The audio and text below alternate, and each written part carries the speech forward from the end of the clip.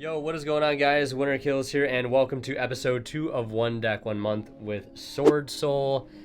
As you guys know, at the end of the last episode, I decided I would make the switch over from a going second build, more experimental, to the more traditional going first combo build. And over the past couple days, I've been happy with the switch. I definitely think the deck plays a lot better. As you guys can tell, the tournament results towards the end of the last episode also kind of reflected that. Still, learning the deck. This is a very difficult deck to play, in my opinion. I wouldn't say it's the most difficult deck to play, but it's definitely up there as one of the harder decks I've tried to learn, not only in this series, but just kind of like in general. A lot of really easy to miss things. Yeah, and I'll talk more about that in a second. But really glad to be on a more traditional list. I've looked at a few lists from the YCS. Charlie Futch, Dominic Couch, Sean Washington. Checked out all those lists. I really like all of them. I really do prefer the lists that are playing Heavenly Dragon Circle because I personally like that card a lot. It might not be the most revered card amongst the entire Swordsoul community, but I'm going to keep giving that card a shot and keep playing it and keep testing it because, again, in theory and in practice, I really do like the card a lot.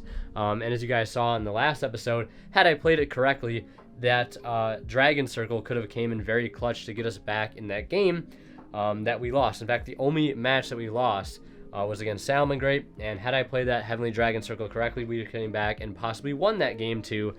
And also, let's not talk about that call by the grave. But yesterday, I tried to do some DB grinding. Also been playing a lot of Apex Legends, but I, had the discipline to get on DB. Try to play some matches before it eventually lagged out and I couldn't reconnect. But I got a couple matches in, and they were really, really rough.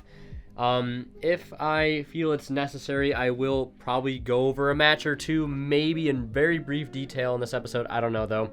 Very rough matches. I don't think I won more than one match.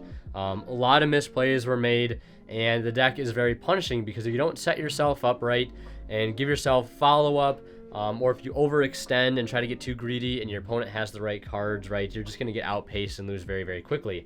And it was mind-boggling to me to realize at one point like that people topped a YCS with this deck. I'm like, this deck does not seem like it's capable of doing it, but it is definitely a matter of who's piloting the deck more so than what's in the deck, right? Because I feel like the deck is not 100% solved. I would say it's maybe like 90-80% of the way there. Definitely a lot of room for your own personal techs and things, but it's definitely up to the player to pilot to the best of its ability. And today's Friday. Friends are over here. We're going to do some testing, and hopefully, again, like last night, I can learn from those mistakes and try to get much better with the deck.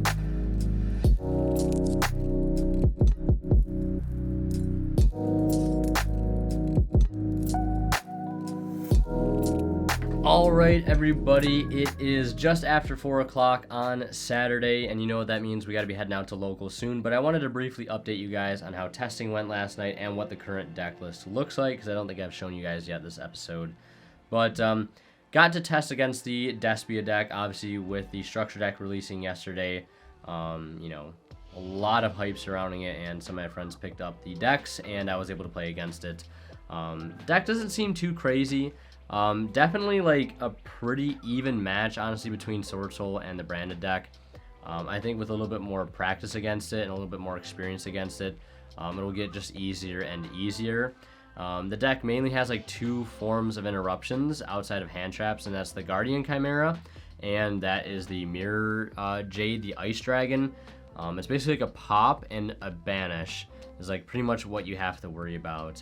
So yeah, like, it's good to know like what the deck does, and understanding how the cards work also helps to be able to like kind of learn what hand traps are impactful against it and like what to hand trap, right?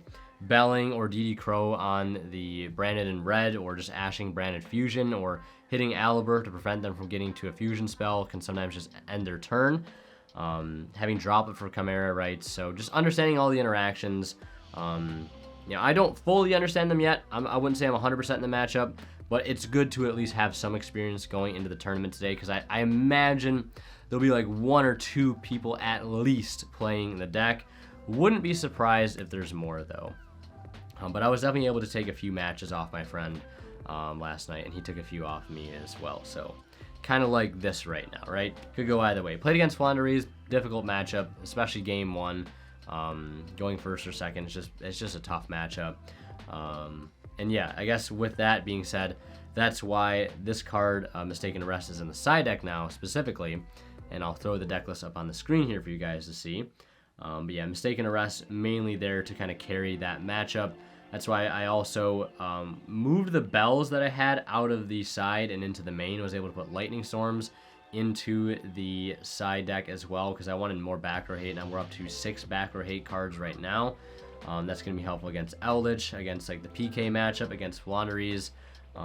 Yeah, so just good to have those. And Prankids as well. Having Twin Twister against Prankids is just like, you just stop their whole combo, and like their only form of interruption at that point is like maybe a Griffin if you didn't if you didn't go so with the Fateful Adventure, and at that point you just have to play through a DPE, which the deck can do like with just the 10 cards, honestly, not even any Swordsoul cards. It's 46 card list though, could go down to 40, but I have to cut like more Swordsoul / 10 cards and more going second cards, and right now I really don't want to do that.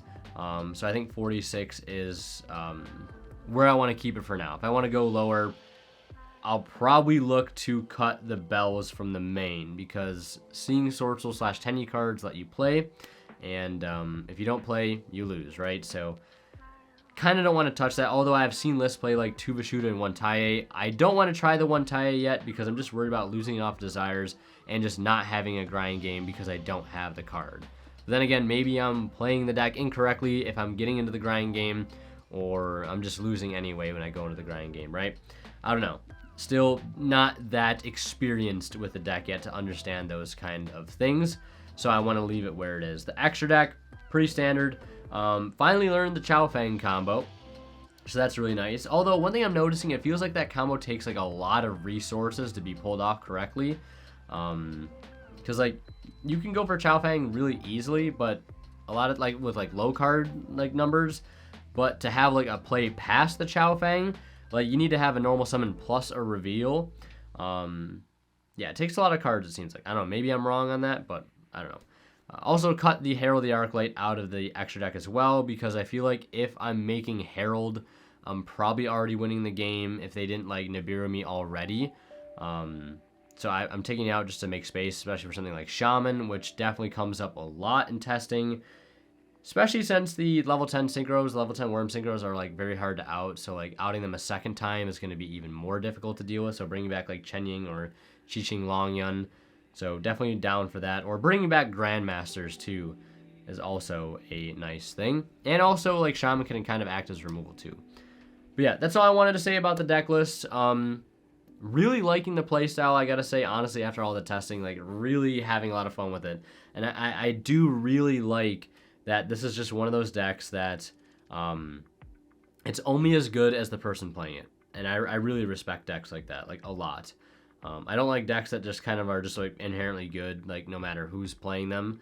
This is one of those decks that is very pilot dependent, and obviously build dependent as well. If you have to build the deck correctly too, but I feel like being the better pilot is like more important and plays more of a role into how the deck operates.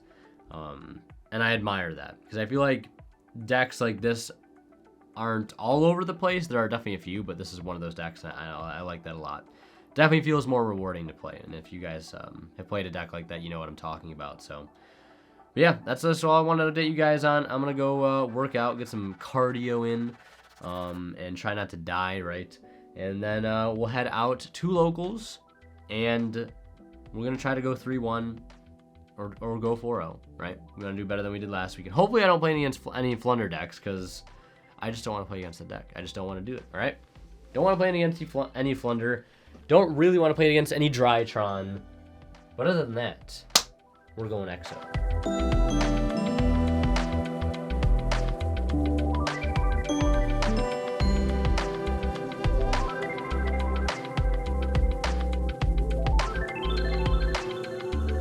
Personalized guarantee. We're putting a personalized guarantee. Dub tonight, 4-0.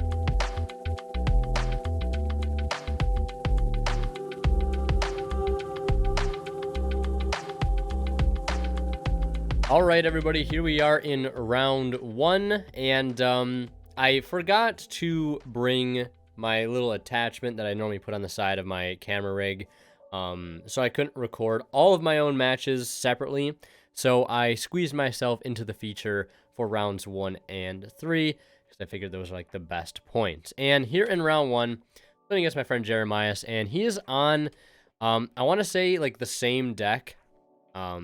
We're both on Swordsoul Tenny, although I would say, yeah, he has Pot of Avarice in hand too, as he just showed the his hand to the camera there. But he's on a much bigger Tenny engine. Like, he's playing Flawless Perfection of the Tenny. He's playing Mare. He's playing the Tenny Link 4. So, not a mirror match quite. Just two somewhat different decks, right? He has definitely more Tenny presence. He's also playing Raigeki and Pot of Avarice, which is really interesting. He does hit the Moyi, and that hurts a little bit. I think I had Otter of Vishuda in hand, and I could have done a Helkline, which probably would have been correct. The only issue is that my Moyi doesn't have a follow-up. Like, I don't have a reveal once I commit that much. So, unfortunately, I have to set the droplet and pass. My opponent is going to go ahead and lead with a Vishuda, go into a Monk, and I'm hoping he does not Vishuda bounce the back row. He definitely could. But he needs to leave that Vishuda in grave to be able to resolve his Taya. He also has Crow in hand too, so we go ahead and droplet the Taya. And I don't think he has much else past that. I am going to speed this up here. So, yeah, I think ultimately he just goes Battle Phase. I take 900 from the Taya. And it doesn't set anything because he doesn't have anything to set. And then I top deck into an Ecclesia, which is a godsend at this point. I have the Moyi in hand, keep in mind. I probably... no, I already used the Moyi. I was going to say, I thought I had Moyi in hand. I was like, I should have gone for Tai, but this makes sense. This makes much more sense. So, yeah, Ecclesia into the Moyi. We still have Adara and Vishuda. I probably still could have gone for a Helkline here. I think that probably still plays through more hand traps. And then save Ecclesia for a normal summon for Tai. I think that's much better, because I get a lot much farther into my combo before I even have to commit the normal summon. It just applies a lot of pressure. Like, even if he crows the desk bot, right, it doesn't really make too big of a difference, because then we just normal Ecclesia, tag into Taya, and like keep going from there. I'd probably summon Mo Yi off of the... What did I summon Mo Yi?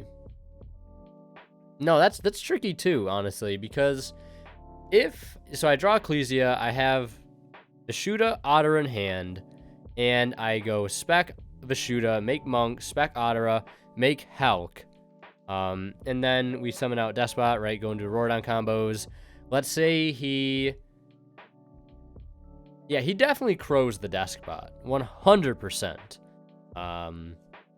There's no reason not to crow the Despot. Otherwise, I could even, with the cards available, I think Synchro Baron with the Despot and the 3 tokens. Normal the Ecclesia, then go into Taiye, then go into Yazi.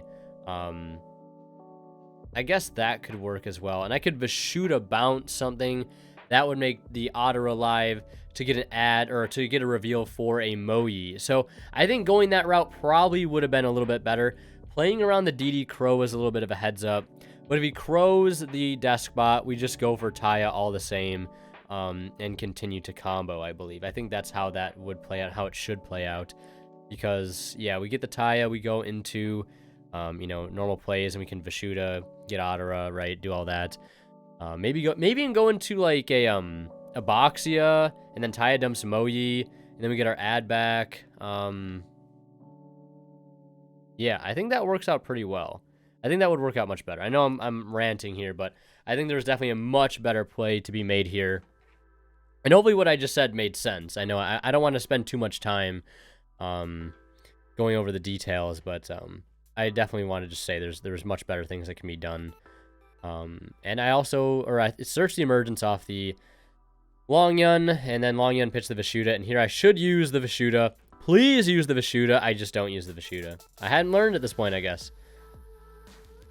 And at this point, like, yeah, because I definitely could have Vishuda bounced his Monk back. Because I don't want to give him back Taya. Definitely give him back the Monk. And then Adara, add back the Vishuda as follow-up. Yeah, that's just a huge missed opportunity there. Then we just go battle phase and clear. And would have gotten more damage in too, because that leaves him at 39. So he would have taken 1,000 over the Taya, because I would bounce back the Monk, and then 29. So he took 39. It would have taken a little bit more damage. So he's going to pass turn. He draws into Raigeki, but realizes, or draws into an Imperm, realizes that's not going to be enough. So we're going to go into game 2 here. And let's see if I can get a good look at my hand here in game 2. Let's see. Game 2, it looks like I open up.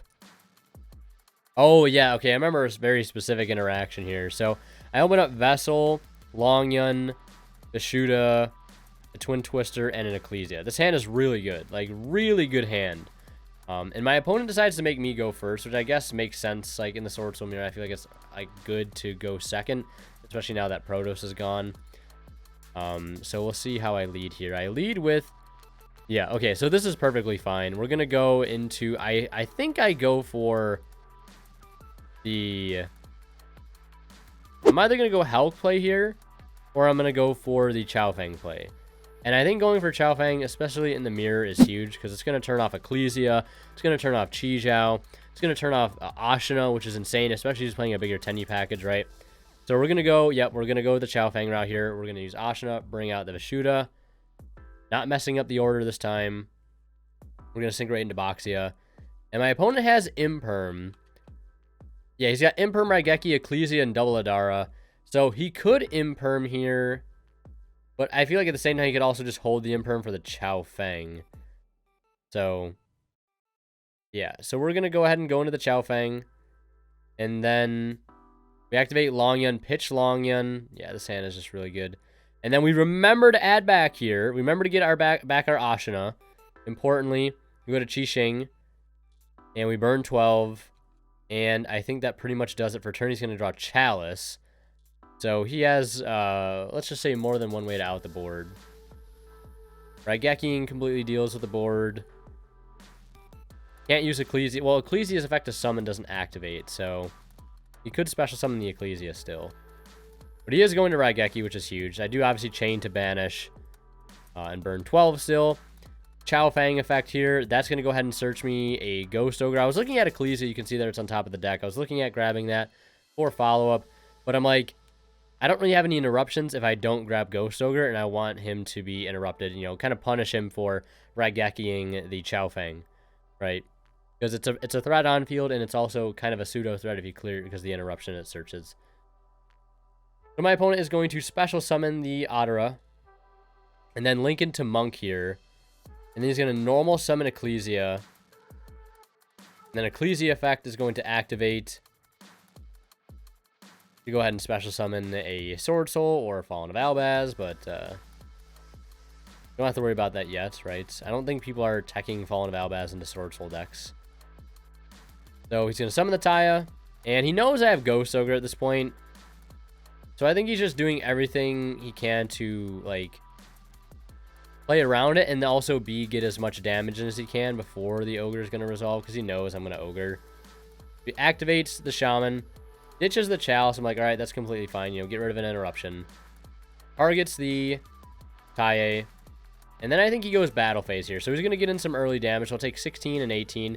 Puts me down to 46 to his 56. And then he's going to use using Taya here. And this is where I decide to Ogre him. And right now, it would seem like we're in the driver's seat. We're going to go ahead and pass. And I want to explain the situation here. So I have just drawn another Twin Twister for turn. So my hand right now is Twin, Twin, Ashina. And the biggest mistake I made here was thinking I needed to use Twin to hit the back row. Because I'm playing Shaman at this point, and I wanted to make a Shaman play, and obviously Shaman requires a discard. So having Twin and Shaman in the mix, it's a lot of discarding. It's two cards I don't want to get rid of. So what I should have done here is spec'd the Ashina, linked for a Monk, and then activated Vishuda to go ahead and to bounce back his set card, right? This is this interesting situation where I thought for some odd reason, I needed a third monk. I'm like, oh, this is where the third monk finally comes up. Because what I thought I had to do was to, like, summon the Ashina, make a monk, and then activate Ashina Engrave, summon Adara, and then link the Adara into a third monk so I could Adara add back Ashina, have Twin Twister discard, and also have a discard for Shaman to bring back Qixing. So that's what my thought process right now as I'm playing this game. But right now I know, and a lot of you guys watching know, it's just as simple as activating Vishuddha, which I, for some abhorrent reason, do not do. And that was the play. So, and obviously you can tell, I'm going to slow this down actually a little bit. I'm also going to pause here. So you see me use the twin, pitching the twin, and then we go for the monk play here. And we're already setting ourselves up for failure at this point. So, obviously, summon Ashina, link monk, Vishuddha bounce, and then Ashina effect, summon Adara, link Adara and monk into Shaman. Or, well, yeah. And then Shaman effect, pitch a twin, summon out Qixing, battle phase. Honestly, just run over the Shaman, right? Because I don't want to trigger, like, his Shaman with the token. Leave him with just the token on field. I mean, that might also be heads up, but I guess it kind of plays around Imperm and also Synchro locks him. Keeps him out of any easy Tenyi plays. Yes, it does make Vishuddha alive, but it also turns off Imperm. So, and now you're going to see me kind of struggle to make some kind of a decent play. I Vishuddha bounce the Shaman. I seemed like I was able to put 2 and 2 together there. And then I summon Vishuddha off of the Ashina, just because it's like the biggest beater that I can summon. Because obviously Ashina can't summon Ashina. And then my opponent's going to spec Adara, link monk, Adara effect, add back Adara, a different copy, normal summon Adara, make Halk play, and that is literally all she wrote. He's just going to go into a Baron, pop the monk, and that's literally exact game, or just a little bit over a game. Or yeah, no, it's just a little bit over a game. So we're going to go to game 3. So like, it's just that literal, simple, just not taking the time, slow down, check your grave. I know people meme over checking grave, but like, sometimes you just check your grave, maybe once, maybe twice if you're somebody that doesn't do it all the time. You know, right? Sometimes you can miss those small things, and it will cost you. To me. So game 3, I think we just saw my opponent's hand. He opened up Taya, Adara, Flawless Perfection, and Deskbot. And I'll see if we get a look at my hand here. I think it was... Ooh, we got the Desires in hand. So we have Vishuddha, DD Crow, Desires, Adara, and looks like a Ghost Ogre. So here I think, yeah. So we don't have any Swordsoul cards, and I have access to Halk combo. So I think my thought process here in the game and also right now, so to do Halk play, and that's what I think I'm going to do. So yeah, we go Halk, and my other thought is, like, you know, if he has any form of interruption here, right, he's got to have it soon, or it's got to be something like high impact like Nibiru to shut the combo down. And if he does have a hand trap that's like really detrimental, I have Desires follow up. That's like the biggest thing. And Vishuddha becomes live, so I can Vishuddha bounce like the Nibiru if I want to, just so I can use Adara to get a card back to hand for like a Mo-Yi play or something if I happen to draw into a Mo-Yi or any Swordsoul play off of the Desires. So the Desires was like kind of the plan B. And yeah, so we're going to go into our combo here. And we're going to, what do we dump off of the... Like, I was going to say I could go for like a Boxia play and then like dump a Mo-Yi. And then Boxia pops the token, revives Mo-Yi, Mo-Yi reveal. No, well, first I'd add back the Vishuddha, and then Mo-Yi reveal Vishuddha, and then go into a Qizhou, and then draw and search. I just make the Qizhou later and make the Boxia first. So that's something I definitely could have done. And who knows, maybe with the resources I draw, like, you know, there's a possible Chao Feng play on top of that. The Desires resolves. And I'm not sure exactly what I drew off that. Looks like I drew an Emergence, which is absolutely cracked. That's going to get us to Longyun. And then we're going to use Ashina here. And yeah, this is where I also misplayed too. So I thought I could link for Monk right now, but you can't. Obviously, after you use Auroradon, you cannot summon link monsters. So you'll see me make... So yeah, so at this is the point where my opponent catches. I'm like, oh yeah, you're right. It doesn't change anything overall. I still, you know, Adara add back. We're trying to repair everything right now. Yeah. Adara add the other Adara, the second copy that I had, and still go for shoot. And now I just have this awkward Adara on field. That's really the only difference. And we set one and pass. My opponent draws a Vessel for a turn, which is live. Like, he does have a Vessel play, but whether or not he can play through the board is another... So, I think my opponent actually just scoops. Yeah, he just scoops outright. And I had the Blackout, DD Crow, had a copy of Ogre, the Qixing, and the Chichao. So we take that match there 2-1. Game 2, very, very sloppy, but we were able to pull it back in game 3, luckily. And I'll go ahead and see you guys here just a bit in round 3.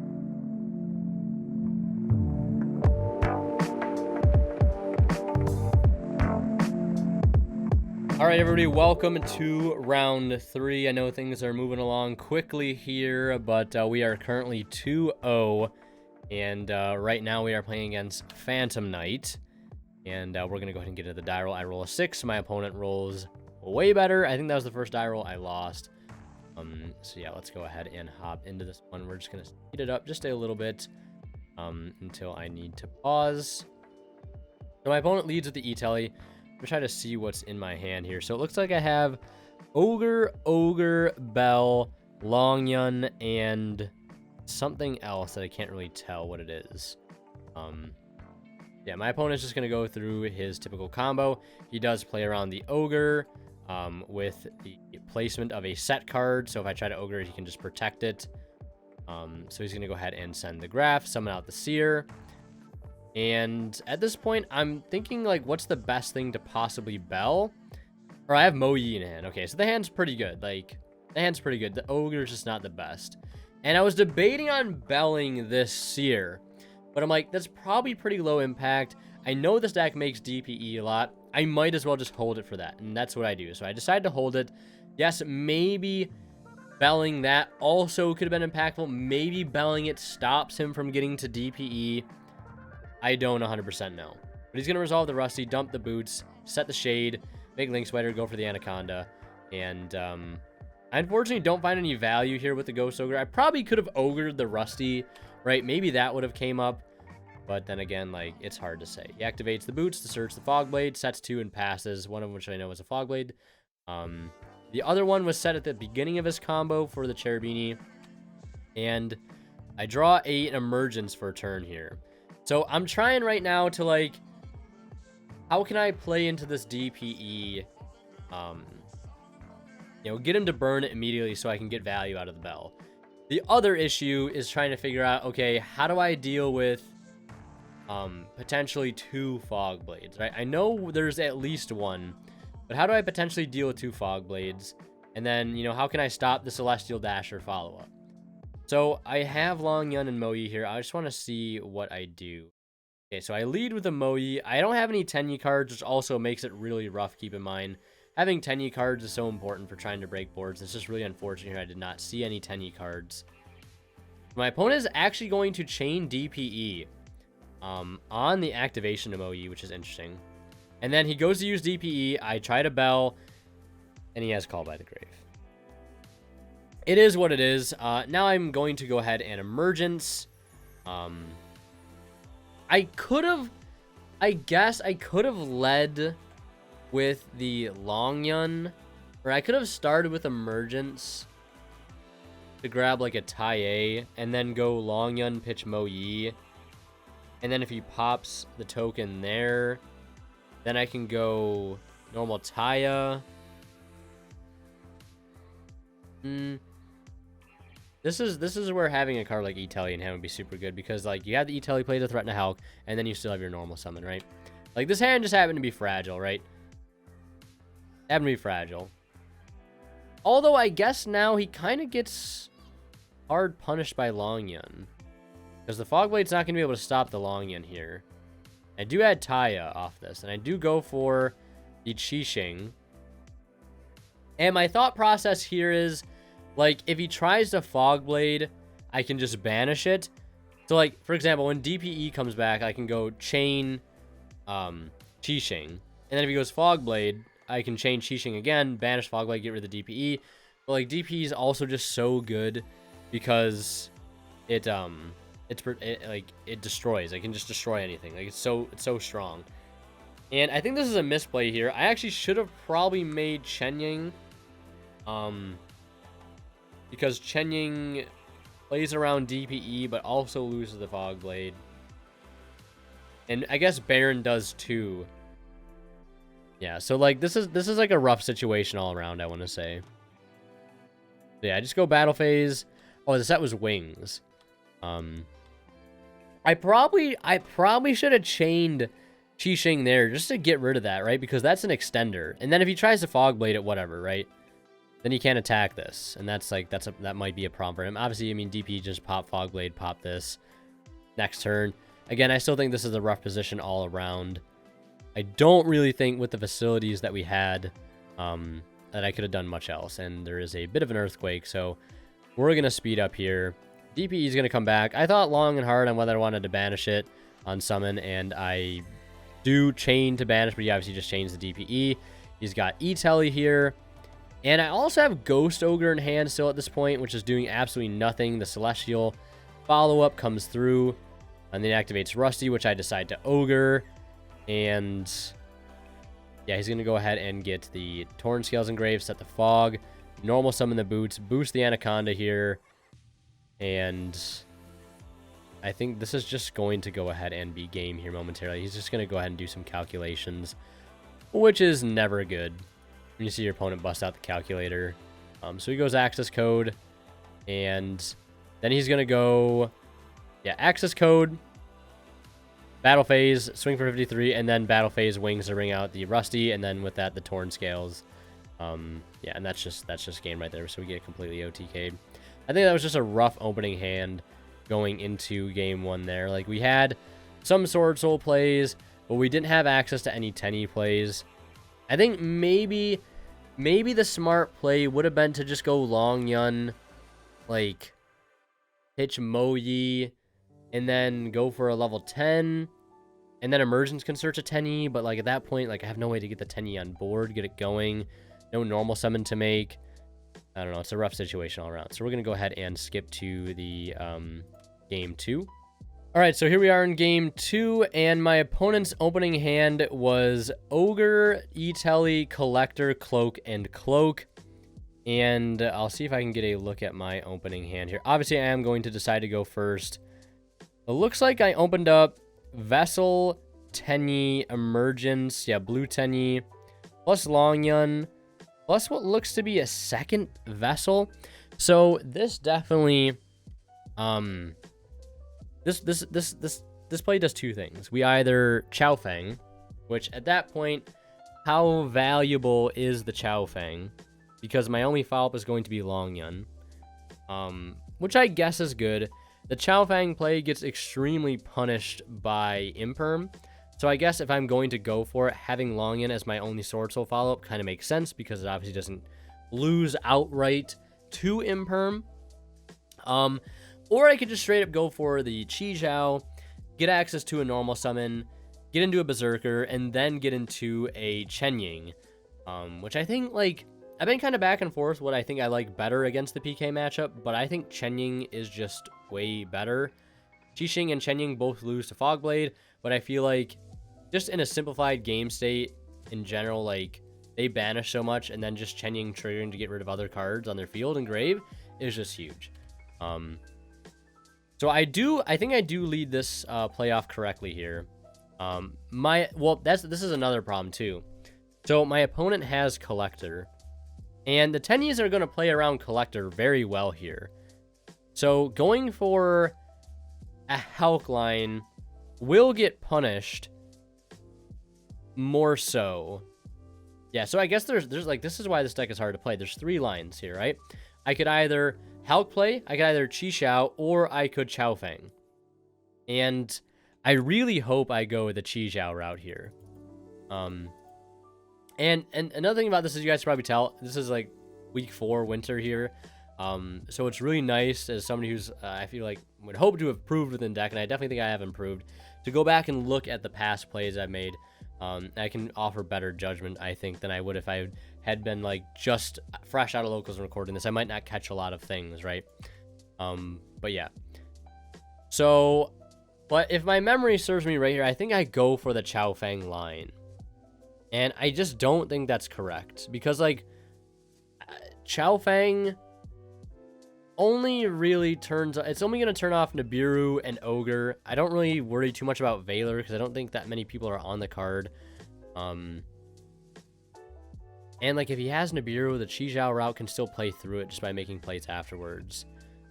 So, I decided to go for the Chow Fang play here. I'm not really sure why. I don't think this was a good call here at all. I think this is definitely a misplay. If this is Chi Zhao right now, I just go ahead and search Mo Yi. Or I draw and probably search... Yeah, no, I definitely search Mo Yi, 100%. Search Mo Yi, normal Mo Yi, reveal Long Yun. And then if he collectors there...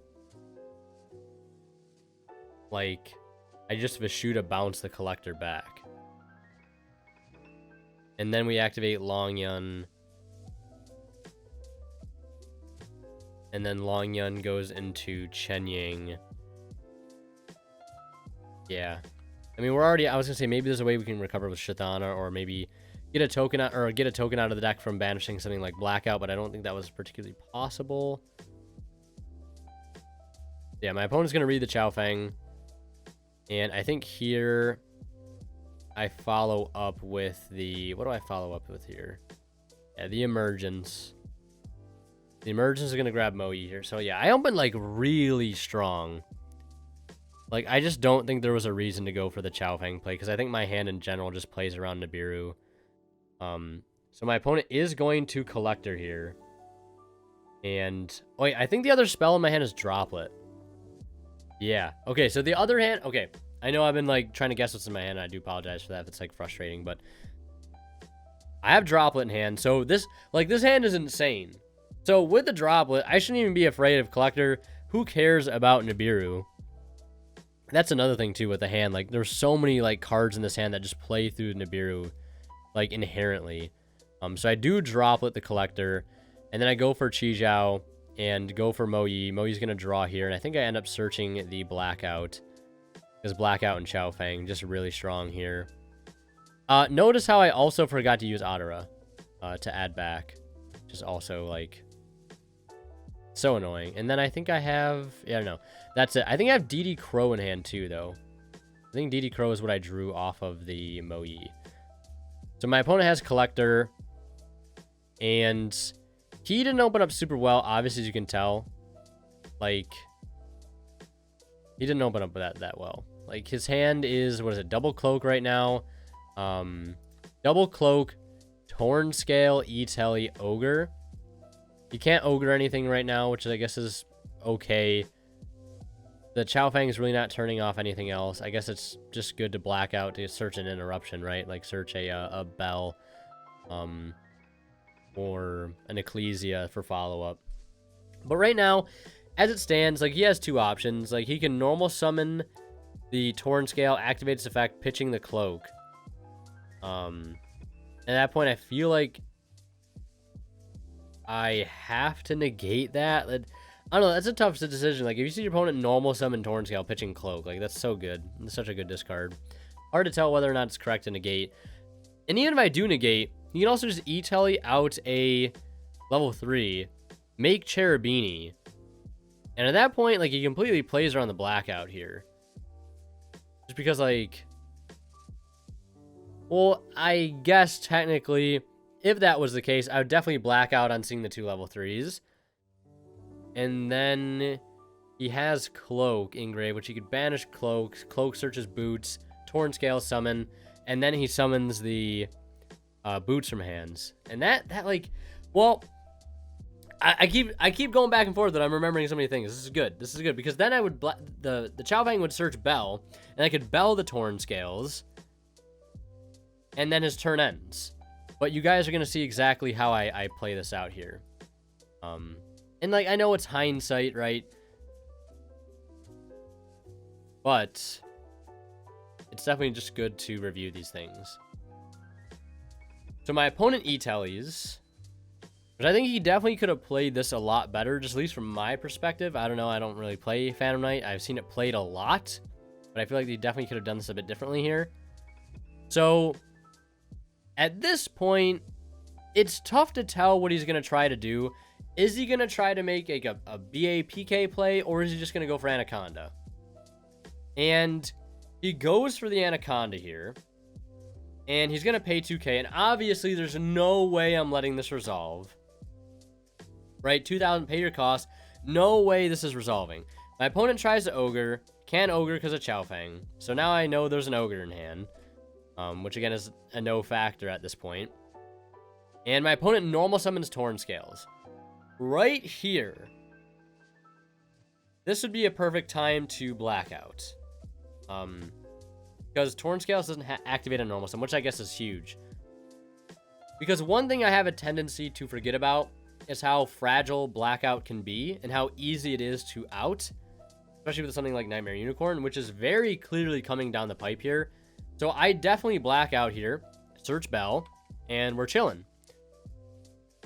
But I let this walk for some reason, and that's a huge mistake. Like, that's a big no-no here. He activates so not only does he get to resolve Torn Scales, but he's also going to get access to Unicorn and have follow-up. And at this point, it's honestly not even worth showing the rest. And also notice how last turn I already talked about, so I did not use Adara to add back the Ashina, which would have gave me a somewhat fighting chance. So Unicorn's going to come out, and I'm just going to speed this up just a little bit here to like 3.5. And then he's going to use the gloves, right? I think he's just trying to go for like an access code play here, or something along the lines of that. But I do lose this game. Just know that. And this was a very, very winnable game. I just can't believe, like, I guess I just didn't realize what was coming down the line. Yeah, that is, I'm not even gonna bother like going any forward with this, because like the game's already over before it's even ended. And the Chaofeng's in search of Khaleesi here, but like I said, it just does not matter whatsoever. So we do lose this round. 0-2. It is what it is. Definitely played poorly. We'll definitely play better next time. That's all that matters. So yeah, that's it for our little tournament experience.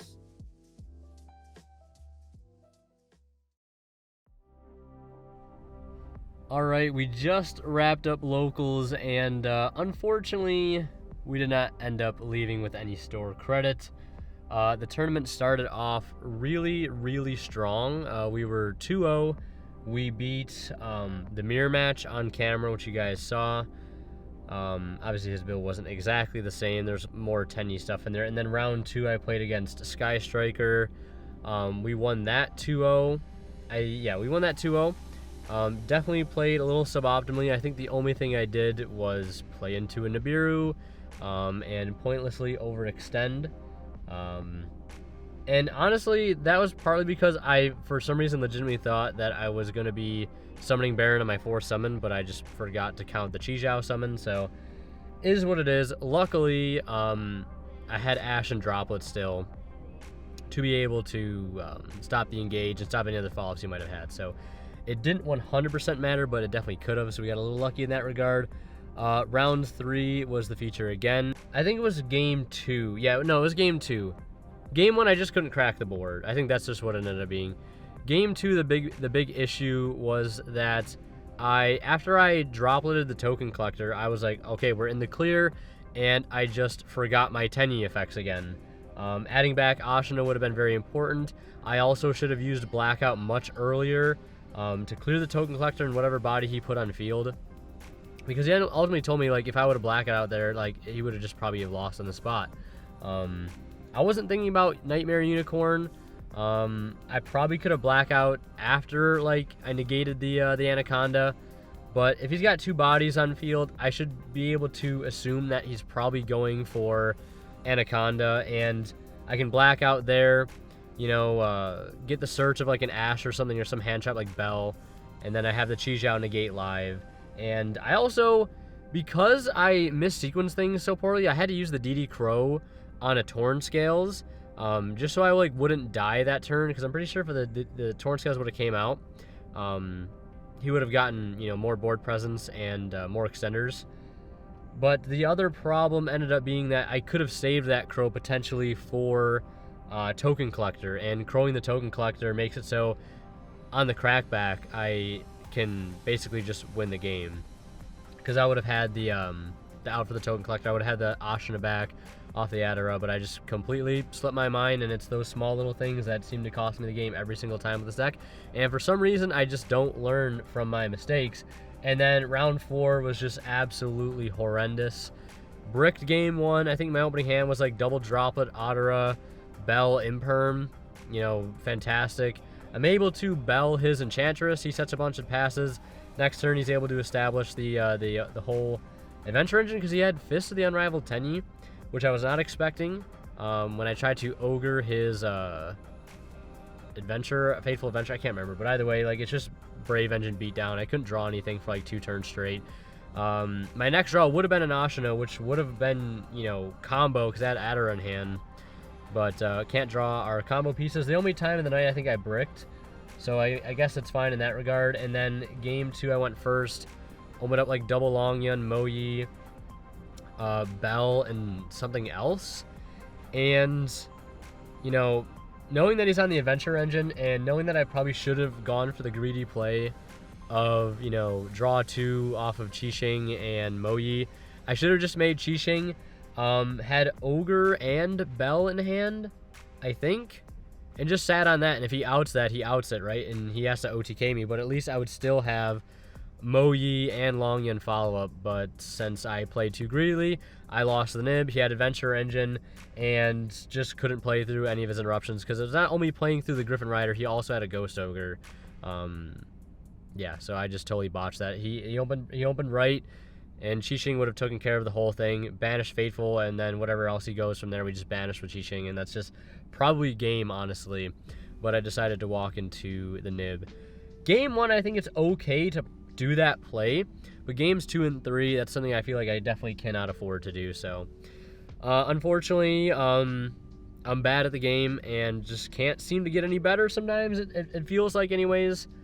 But I am going to never ever forget a Tenyi effect ever again, and I am going to respect Nibiru more. I think that's the main takeaway. So we're just going to end this episode right here. Thanks for watching. Check out one of the videos on the bottom of the screen, and we'll see you guys next week, where hopefully I get my act together, because right now this is absolutely unacceptable. And like always, a huge shout out goes to our Divine Level channel members, who are Tweeters0226, Pony Start, Cadillacs84, Keith Sidgers, Justin Lamb, Master of Iza, and HZH Cyber. Thank you guys so much for your extremely kind and generous support of this channel.